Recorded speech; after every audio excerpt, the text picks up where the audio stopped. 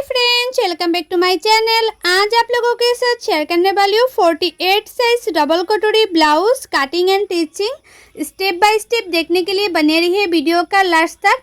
और ये है मेन फैब्रिक। तो मेन फैब्रिक मैंने लिया है 1 मीटर और ये है फुल मेजरमेंट स्क्रीन पे है, आप लोग देख सकती हो। तो मैं पहले कटिंग करूँगी बैक पार्ट। तो बैक पार्ट का लेंथ लिया है मैंने 17 इंच। ये जो ब्लाउज होगा वो रेडी लेंथ है 16 इंच। तो 1 इंच मैंने एक्स्ट्रा लिया है सिलाई मार्जिन के लिए, तो हो गए है 17 इंच। तो 17 इंच पे मैंने एक मार्किंग कर दिया है और शोल्डर लिया है 6.5 इंच। और ये जो ब्लाउज होगा वो डीप नेक पे होगा, इसलिए मैंने 6.5 इंच लिया था शोल्डर। और आर्म होल लिया है 7 इंच। जितना मैंने शोल्डर लिया है उससे हाफ इंच ज़्यादा लिया है आर्म होल में। और चेस्ट है 48 इंच। 48 को 4 से डिवाइड करने से होता है 12 इंच। तो मैंने 12 इंच में एक मार्किंग कर दूंगी और एक्स्ट्रा ले लूँगी 2 इंच। कभी भी छोटा पड़ जाए तो ब्लाउज़ खुल के बड़ा भी कर सकती हूँ। और ये हेवी चेस्ट है और बैक नेक डीप है, इसलिए मैंने बाहर की तरफ हाफ इंच इस तरह से एक मार्किंग कर दिया है, मतलब तालपाट कटिंग करूँगी। तो जैसे मैंने हाफ इंच बाहर की तरफ मार्किंग किया था उसको इस तरह से तिरछा करते हुए मैंने एक लाइन ड्रॉ कर दिया है और उसी से मैंने आर्म होल का गुलाई दूंगी। तो आर्म होल का गुलाई का शेप देने के लिए मैंने बैक पार्ट में 1.5 इंच लिया है। आप लोग हमेशा ही बैक पार्ट में आर्म होल की गुलाई का शेप देने के लिए 1.5 इंच लिया है लेना। और नेक विड्थ लिया है 2.5 इंच और नेक डीप लिया है 11 इंच। बैक नेक का जो डीप है वो मैंने 11 इंच लिया है, इसलिए मैंने तालपाट कटिंग किया है। और ये जो साइज़ है बहुत ही हेवी है, तो आप लोग तालपाट कटिंग ज़रूर करना, नहीं तो जो ब्लाउज़ है वो फिटिंग नहीं होगा अच्छी तरह से। तो बैक साइड में मैंने गुलाई का शेप दे दिया है और इस तरह से मैंने लाइन भी ड्रॉ कर दूंगी। और जितना मेरा चेस्ट है, चेस्ट को इस तरह से हाफ करते हुए टेकन के लिए मार्किंग कर दूंगी। और टेकन का लंबाई रखा है मैंने 4.5 इंच और साइड से हाफ इंच इस तरह से सिलाई में जाएगा। तो मेरा ये जो बैक पार्ट है वो मार्किंग करना कंप्लीट हो गया है, अभी इसको कटिंग कर रही हूँ। और मेरी यूट्यूब चैनल पर हर साइज का blouse cutting and teaching video already upload है, आप लोग नहीं देखे तो जाके ज़रूर देखिएगा। एंड कटिंग एंड टीचिंग सीखने के लिए मेरे यूट्यूब चैनल को सब्सक्राइब भी कर दीजिएगा। तो मेरा ये जो बैक पार्ट है वो मार्किंग करना कंप्लीट हो गए है और कटिंग करना भी कंप्लीट हो गए है। अभी मैं फ्रंट पार्ट कटिंग करूँगी। तो फ्रंट पार्ट के लिए आप लोग देख सकते हो जो फैब्रिक है बहुत ही कम है, तो इसलिए मैंने पहले पेपर में कट करूँगी, उसके बाद पेपर को मेन फैब्रिक में रखते हुए कट कर लूँगी। तो फ्रंट पार्ट के लिए जो लेंथ है वो मैंने 18 इंच लिया है।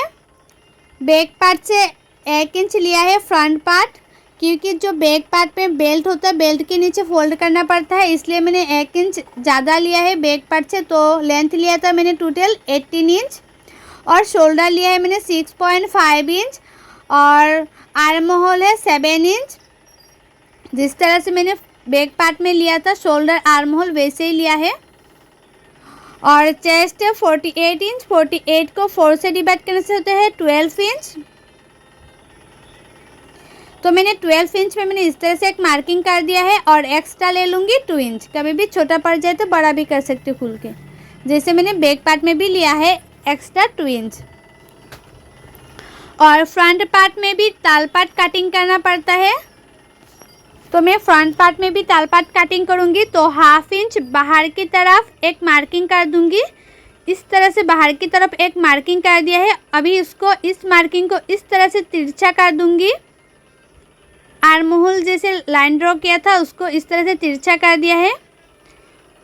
और फ्रंट साइड में आर्म होल की गुलाई देने के लिए मैंने 1 इंच लिया है और जितना मैंने आर्म होल लिया है आर्म होल को मिडिल से इसी तरह से गुलाई का शेप दे दूंगी। और डीप नेक पे ज़्यादा चेस्ट हो तो जो क्या बोलते हैं तालपाट कटिंग आप लोग ज़रूर करना। तालपाट कटिंग नहीं करेंगे तो फिटिंग अच्छा नहीं होगा, मैंने बार बार बोल रही हूँ। और नेक विड्थ लिया है मैंने 2.5 इंच और फ्रंट नेक का डीप लिया है 6.5 इंच। अभी इसको गुलाई का शेप दे दूंगी। तो हो गए हैं। अभी जितना मैंने चेस्ट लिया है चेस्ट को मैंने इस तरह से 4 से डिवाइड करूँगी। 4 से डिवाइड करके हमारा आया है 12 इंच, तो 12 के साथ 2.5 इंच या 2 इंच ऐड करके जितना होगा इतना ही हमें बेल्ट के लिए मार्किंग करना पड़ता है। तो मैंने 12 के साथ मैंने 2 इंच ऐड किया है, तो हो गए है 14 इंच।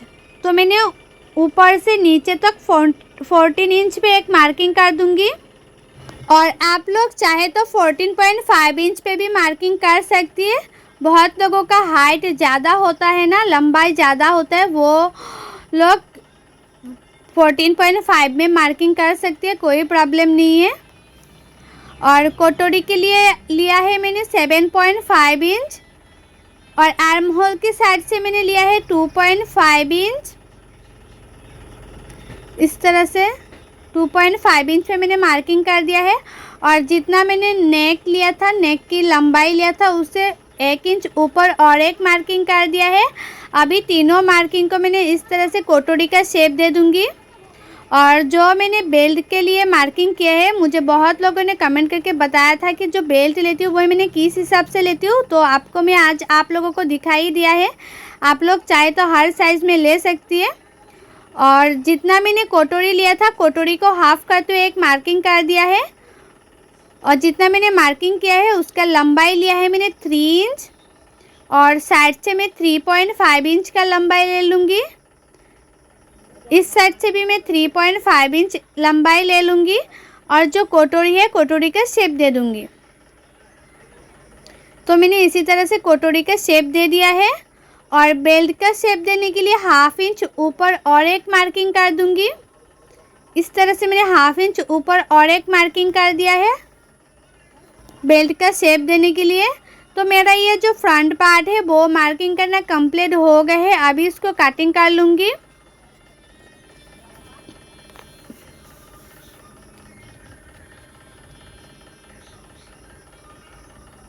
तो जैसे जैसे मैंने मार्किंग किया था उसके ऊपर ऊपर ही मैंने कटिंग कर रही हूँ।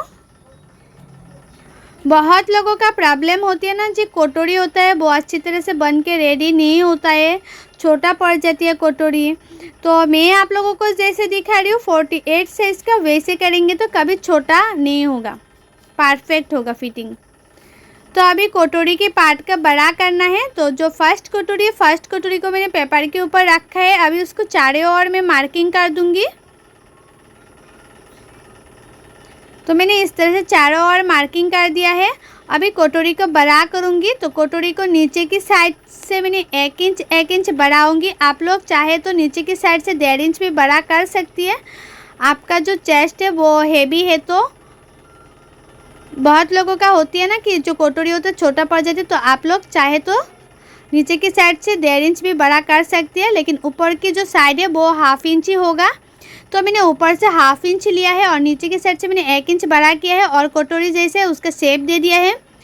और नीचे की साइड में इस तरह से मेजरमेंट ले लेना है और उसके हाफ में एक मार्किंग कर देना है और उसके नीचे 1 इंच लेना चाहिए। और साइड से मैंने हाफ इंच और बढ़ा लिया है।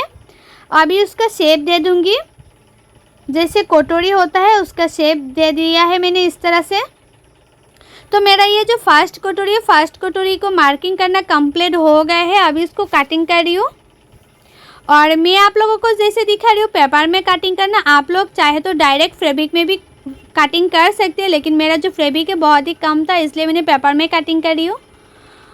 तो उसमें जो फर्स्ट कटोरी है, फर्स्ट कटोरी से मेजरमेंट लिया है तो आया है 10 इंच। तो सेकंड कटोरी का जो लंबाई है वो मैंने ले लूँगी 10 इंच। सेकंड कटोरी के लिए मैं अभी कटिंग कर रही हूँ। और जो सेकंड कटोरी को मैंने काट के रखा था उसका चौड़ाई है 3.5 इंच। तो मैंने और एक्स्ट्रा ले लिया है 1 इंच सिलाई मार्जिन के लिए, तो हो गया था 4.5 इंच। तो मैंने 4.5 में एक मार्किंग कर दिया। अभी उसको इस तरह से एक बॉक्स की तरह बना लूँगी। और ऊपर की साइड से मैंने 1 इंच नीचे एक मार्किंग कर दूंगी।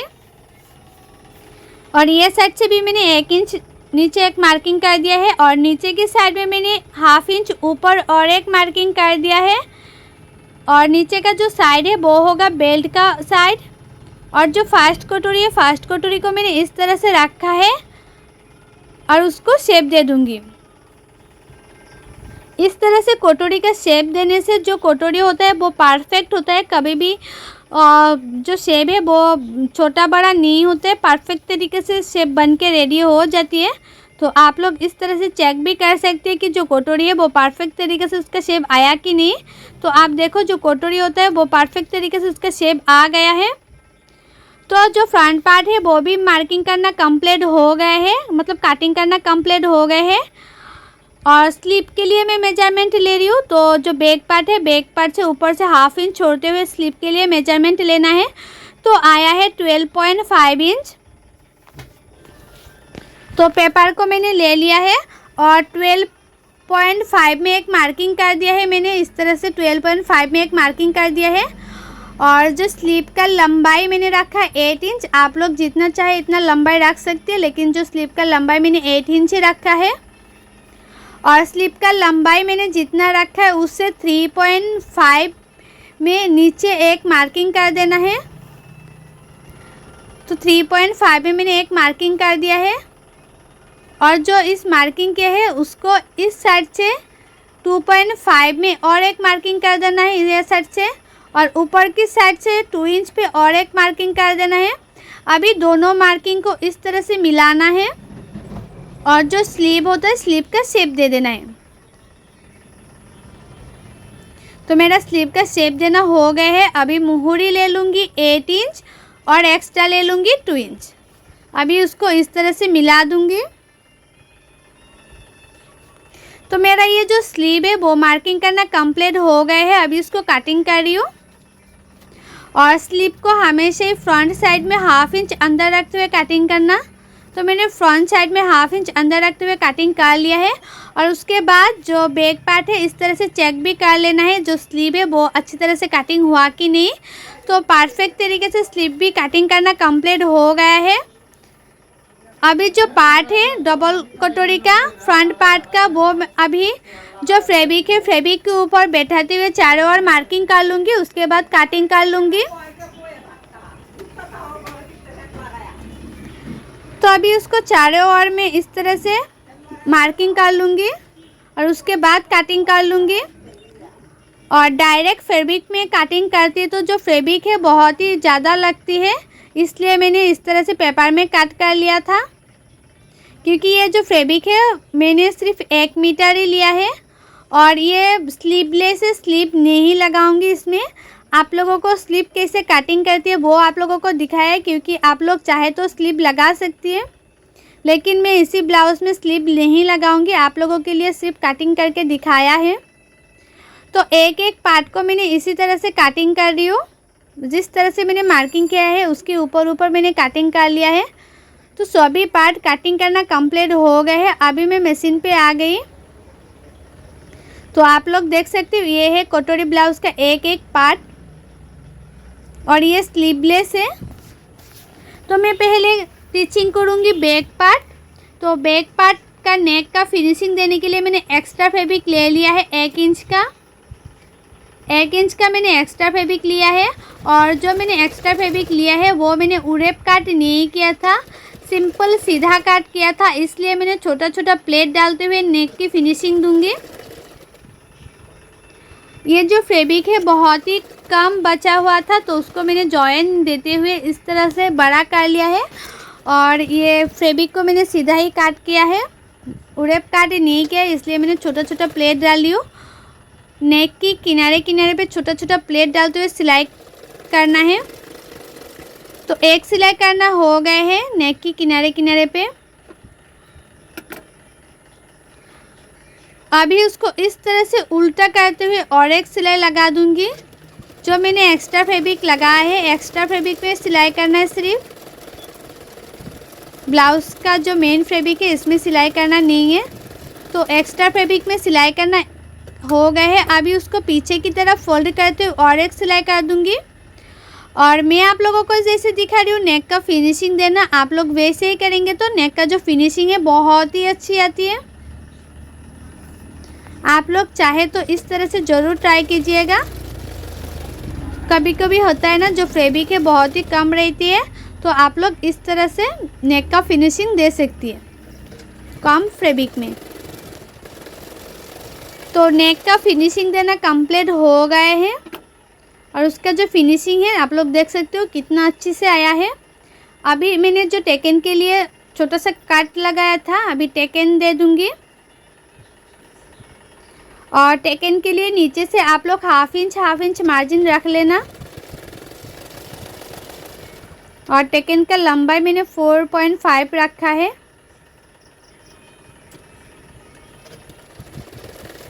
और टेकन देने के बाद आप लोग देखना जो ब्लाउज होता है वो नीचे की साइड इस तरह से तिरछा हो जाती है, तो उसके लिए पार्ट को इस तरह से मिलाना है और साइड से हाफ इंच ऊपर रखते हुए इस तरह से सीधा करते हुए काट कर लेना है। तो अभी सीधा हो गया है। अभी नीचे भी मैंने एक्स्ट्रा फैब्रिक लगा लूँगी फिनिशिंग देने के लिए। तो ये भी मैंने 1 इंच का एक्स्ट्रा पट्टी लिया है फिनिशिंग देने के लिए।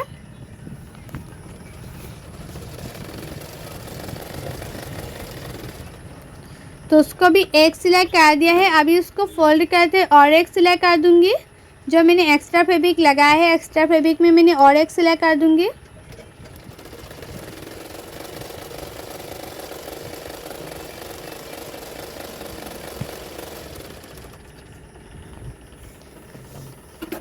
अभी उसको पीछे की तरफ फोल्ड करते हैं और एक सिलाई डाल दूंगी। पीछे की तरफ फोल्ड करते हुए मैंने सिलाई कर दी हूँ। तो मेरा ये जो बैक पार्ट है वो लगभग सिलाई करना कंप्लीट हो ही गया है और उसका जो फिनिशिंग है बैक पार्ट का बहुत ही अच्छे से आया है। तो बैक पार्ट सिलाई करना कंप्लीट हो गए हैं।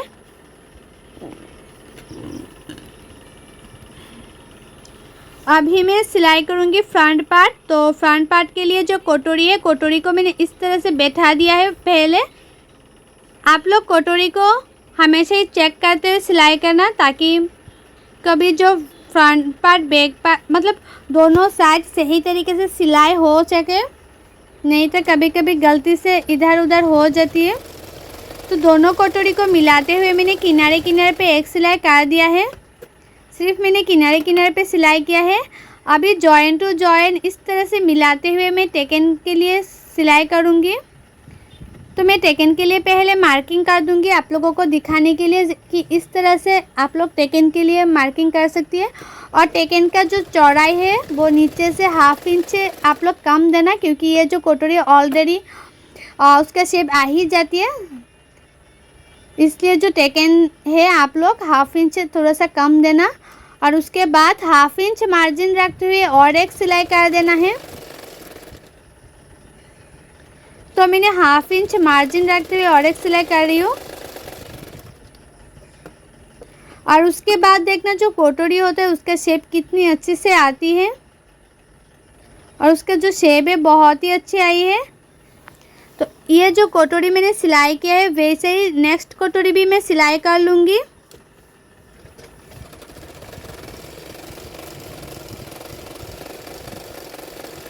सिर्फ किनारे किनारे पे सिलाई करना है और उसके बाद जो जॉइन टू जॉइन है वो मिलाते हुए उसके बाद टेकन देना है।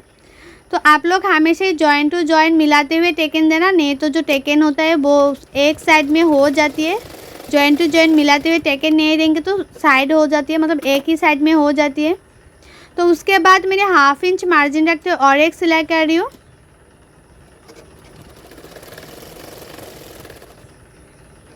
तो बहुत लोगों का प्रॉब्लम होती है, जो कटोरी होता है वो एक कटोरी छोटा पड़ जाती है, एक कटोरी बड़ा हो जाती है। तो आप लोग जब भी कटोरी सिलाई करेंगे तो दोनों कटोरी में मार्जिन सेम सेम देना। एक कटोरी में मार्जिन कम रखेंगे, दूसरी कटोरी में मार्जिन ज़्यादा रखेंगे तो जो कटोरी है बहुत छोटा बड़ा हो जाती है। तो आप लोग देख सकते हो जो कटोरी सिलाई किया है मैंने, दोनों कटोरी सेम सेम हुआ है। अभी कटोरी में मैं 3 नंबर पार्ट भी ज्वाइन कर रही हूँ और जो 3 नंबर पार्ट है वो सिर्फ हल्के हल्के हाथों से मिलाते जाना है और हाफ इंच मार्जिन रखते हुए सिलाते जाना है। ज़्यादा खींचना नहीं है फैब्रिक को। आप लोग ज़्यादा खींच देती है इसलिए जो फैब्रिक होता है वो छोटा बड़ा हो जाती है। तो आप लोग कभी भी जो पार्ट है वो ज़्यादा खींचना नहीं है, सिर्फ हल्के हल्के हाथों से मिलाते जाना है और सिलाते जाना है। और इसमें मैंने 2-2 सिलाई डाला है, क्योंकि ये बिना अस्तर वाला फैब्रिक है इसलिए मैंने 2-2 सिलाई डाला है, क्योंकि सिलाई कभी टूटे ना, इसलिए। तो एक साइड में 3 नंबर कटोरी का पार्ट लगाना कंप्लीट हो गए हैं। अभी इस पार्ट में भी सिलाई कर लूँगी। तो आप लोगों को मैं दोनों पार्टों को सिलाई करके दिखा रही हूँ ताकि आप लोग स्टेप बाय स्टेप सिलाई कर सके, ताकि कोई गलती ना हो, इसलिए। तो मैंने 1/2 इंच मार्जिन रखते हुए सिलाई कर रही हूँ और इसमें भी मैंने 2-2 सिलाई कर दूंगी।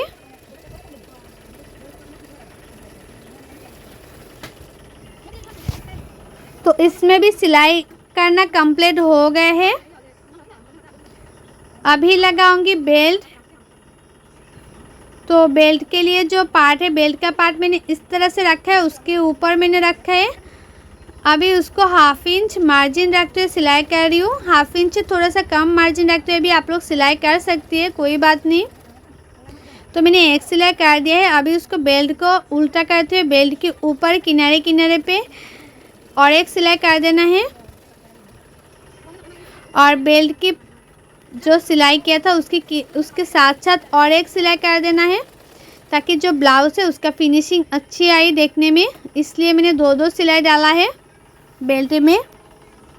तो नेक्स्ट पार्ट को भी मैंने इसी तरह से सिलाई करूँगी। और बहुत लोगों का प्रॉब्लम होती है ना कि जो बैक साइड होता है, बैक साइड में झूल आ जाती है, जो फ्रंट साइड होता है वो छोटा बड़ा हो जाती है। तो आप लोग हमेशा ही ब्लाउज़ सिलाई करते टाइम एक एक पार्ट चेक करते हुए सिलाई करेंगे, तो कभी ऐसा गलती नहीं होगा। बहुत लोग होता है ना, जल्दबाजी में ब्लाउज़ सिलाई कर लेती है, उसके बाद देखती है कि छोटा बड़ा हो जाती है। आप लोग हमेशा ही ब्लाउज़ सिलाई करते टाइम थोड़ा सा टाइम लेते हुए सिलाई करना, एक एक पार्ट चेक करते हुए जॉइन करना, ताकि कोई गलती ना हो। तो देखो मैंने दोनों पार्ट में बेल्ट लगा लिया है और जो जॉइन टू जॉइन है वो कितना मैचिंग आ रही है, मतलब जो कटोरी है, कटोरी का जॉइन मैचिंग हो रही है और बेल्ट का भी जॉइन मैचिंग हो रही है। तो आप लोग हमेशा ही ये ध्यान में रखते हुए सिलाई करना कि जो जॉइन टू जॉइन है वो मैचिंग करना चाहिए फ्रंट साइड में। और जो बैक पार्ट है, बैक पार्ट के ऊपर मैंने फ्रंट पार्ट को इस तरह से रखा है और फ्रंट पार्ट बैक पार्ट से फ्रंट पार्ट का जो लंबाई है वो इस तरह से चेक करते हुए आप लोग बेल्ट में फोल्ड करके सिलाई करना। तो अभी बेल्ट को इस तरह से फोल्ड करते हुए सिलाई करूँगी। मैंने फ्रंट साइड में 1 इंच एक्स्ट्रा ज़्यादा लिया था ना, इस बेल्ट को फोल्ड करने के लिए मैंने 1 इंच एक्स्ट्रा लिया था। आप लोग 1 इंच एक्स्ट्रा नहीं लेंगे तो जो बेल्ट होता है, बेल्ट में इस तरह से फोल्ड नहीं कर पाएंगे, एक्स्ट्रा फैब्रिक लगाना पड़ेगा। इसलिए मैंने पहले ही फ्रंट साइड में 1 इंच एक्स्ट्रा ले लिया था, ताकि जो बेल्ट है उसका नीचे एक्स्ट्रा फैब्रिक लगाना ना हो। अभी दोनों पार्टों में बेल्ट के लिए मैंने मार्किंग कर दिया है, ताकि दोनों पार्ट सही तरीके से सेम टू सेम हो उसका लंबाई। तो मैंने मार्किंग कर दिया है, उसके बाद सिलाई कर रही हूँ।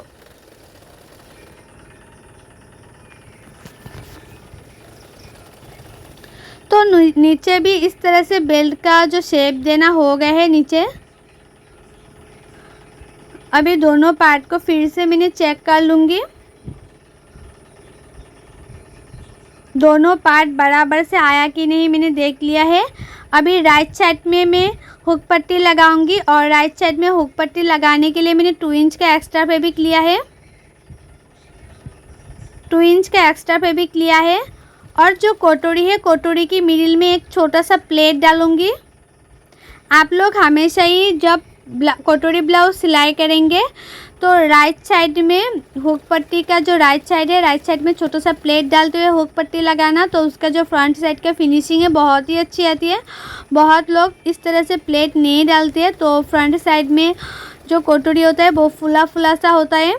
तो आप लोग हमेशा ही जो हुक पट्टी है वो ध्यान से लगाना। अभी इसको पीछे की तरफ मैंने फोल्ड करते हुए सिलाई कर रही हूँ।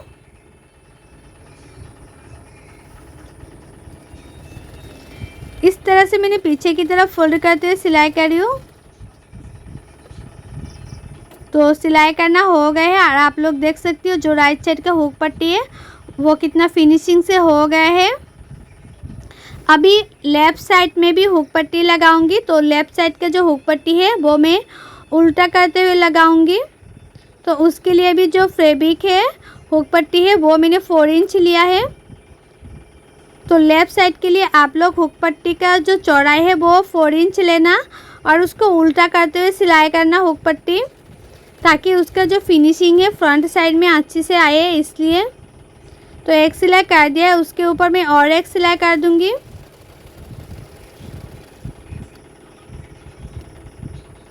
अभी उसको इस तरह से फोल्ड करते हुए फ्रंट साइड में हुक पट्टी का फिनिशिंग दे दूंगी और हुक पट्टी में 2-2 सिलाई डालना है।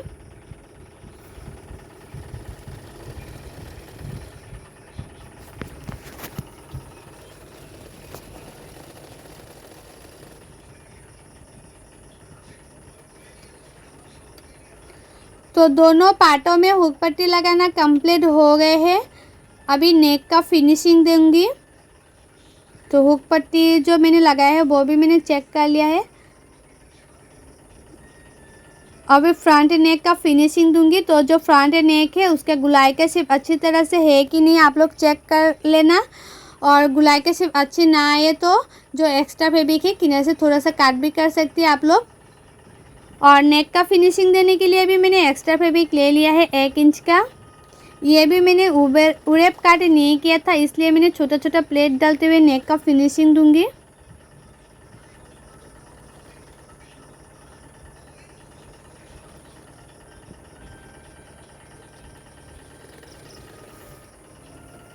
तो छोटा छोटा मैंने प्लेट डाल दिया है। अभी इसको छोटा छोटा मैंने काट किया है ताकि उल्टा करने में आसानी हो इसलिए। और एक्स्ट्रा फैब्रिक में मैंने और एक सिलाई डाल दिया है। अभी उसको पीछे की तरफ फोल्ड करते हुए सिलाई कर लूँगी। और दोनों पार्टों में मैंने इसी तरह से जो फ्रंट नेक का फिनिशिंग है वो दे दूँगी, मतलब एक्स्ट्रा फैब्रिक लगा लूँगी दोनों पार्टों में। और फ्रंट साइड में मैं हुक भी लगा लूँगी।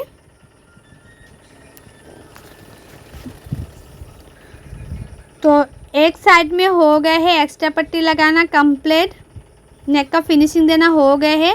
तो दोनों पार्टों में मैंने नेक का फिनिशिंग दे दिया है और फ्रंट साइड में मैंने हुक भी लगा लिया है। और फ्रंट पार्ट के ऊपर मैंने बैक पार्ट को रख दिया है। अभी शोल्डर सिलाई करूँगी। तो मैं अभी शोल्डर सिलाई कर रही हूँ।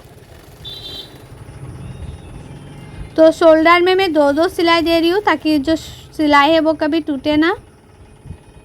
तो दोनों शोल्डर में मैं इसी तरह से सिलाई कर लूँगी।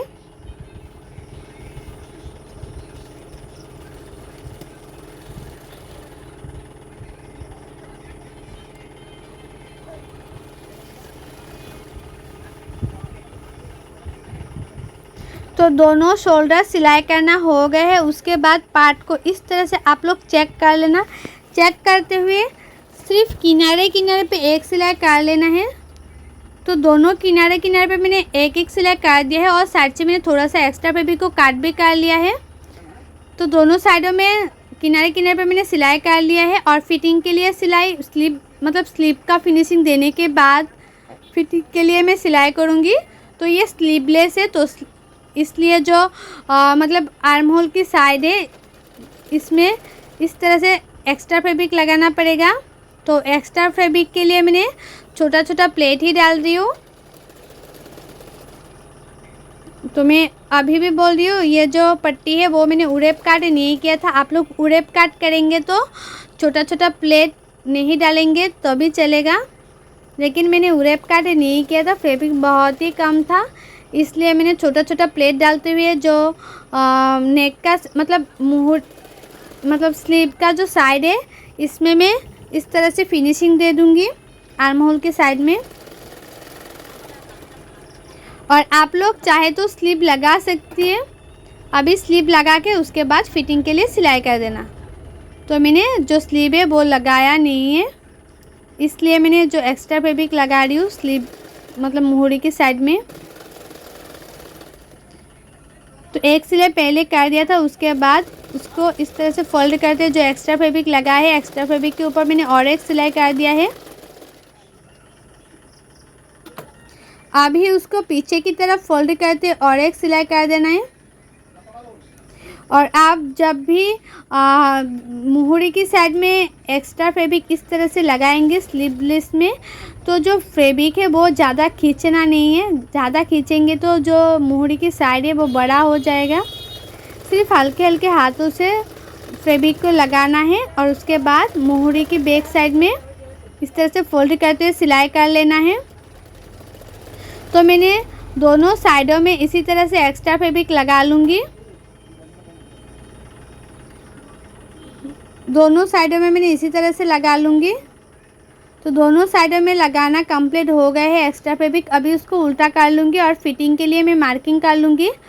और जो वेस्ट है, मतलब जो कमर है, कमर के लिए मैंने मार्किंग नहीं किया था पहले, अभी सिलाई करूँगी तो अभी मार्किंग कर लूँगी। और जितना मेरा चेस्ट है इतने में मैंने मार्किंग कर दिया है, और जितना वेस्ट है मतलब कमर है इतने में मैंने मार्किंग कर दिया है। और आप लोग हमेशा ही जब भी बड़ा साइज़ का ब्लाउज़ सिलाई करेंगे तो जो मार्किंग है, मतलब फिटिंग के लिए जब सिलाई करेंगे तो इस तरह से तिरछा करते हुए आप लोग सिलाई करना। बड़ा साइज़ के लिए ब्लाउज़ सिलाई करेंगे तो इस तरह से तिरछा करते हुए सिलाई करना। फिटिंग के लिए सिलाई इस तरह से तिरछा करते हुए करना, ताकि उसका जो फिटिंग है बहुत ही अच्छी आती है।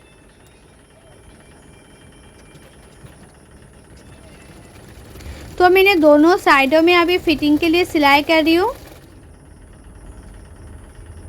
अभी उसको चेक भी कर लेना है ताकि दोनों साइडों में जो मुहूरी का साइड में मैंने सिलाई किया था वो सही तरीके से हो। तो फिटिंग के लिए मैंने सिलाई कर लिया। थोड़ा सा एक्स्ट्रा फैब्रिक को मैंने किनारे से काट कर लिया है, मुझे एक्स्ट्रा फैब्रिक इतना नहीं चाहिए इसलिए। तो दोनों साइडों में थोड़ा सा एक्स्ट्रा फैब्रिक को इस तरह से काट कर रही हूँ।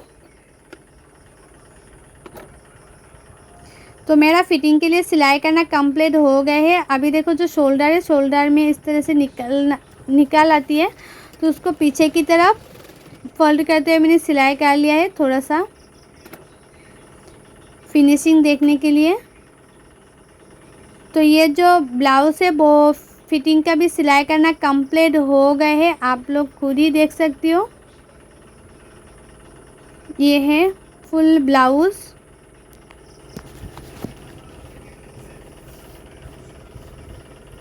तो कंप्लीट हो गया है और उसका फिनिशिंग भी बहुत ही अच्छा आई है, ये आप लोग खुद ही देख सकती हो। जो फ्रंट साइड का कटोरी है बहुत ही अच्छा आई है। कटोरी के लिए आप लोग कुछ प्रॉब्लम नहीं होगा। बहुत लोगों का प्रॉब्लम होती है ना कि जो बड़ा साइज़ बनाता है तो कटोरी छोटा पड़ जाती है। ये जो कटोरी है वो बड़ा ही है, वो कभी छोटा नहीं होगा। आप लोग चाहे तो इस तरह से ब्लाउज़ बना के पहन सकती है। और मैं आप लोगों को जैसे दिखा रही हूँ ब्लाउज़ की काटिंग एंड टिचिंग करना, वैसे आप लोग काटिंग एंड टिचिंग करेंगे तो आप लोगों का जो ब्लाउज़ है वो 100% नहीं 1000% गारंटी के साथ बोल रही हूँ, वो फिनिशिंग के साथ फिटिंग होगा। और जो लोगों को कटिंग करने में दिक्कत आती है ना, वो लोग फर्मा भी ऑर्डर कर सकते हैं। मेरे पास है फर्मा, हर साइज़ का फर्मा अवेलेबल है। आप चाहे तो ऑर्डर कर सकते हैं। इस नंबर पर मुझे कॉल कर सकती है, मतलब मैसेज कर सकती है इस नंबर पर। तो ये जो ब्लाउज़ का कटिंग एंड टिचिंग वीडियो है आप लोगों को अच्छा लगा है तो लाइक करना, शेयर करना एंड मेरे यूट्यूब चैनल को सब्सक्राइब भी कर देना और भी अच्छे अच्छे वीडियो पाने के लिए। और जो लोग मेरे फेसबुक पेज में देख रही है वो लोग मेरे फेसबुक पेज को फॉलो कर देना। सो बाय, थैंक्स फॉर वॉचिंग, मिलती हूँ नेक्स्ट वीडियो पे।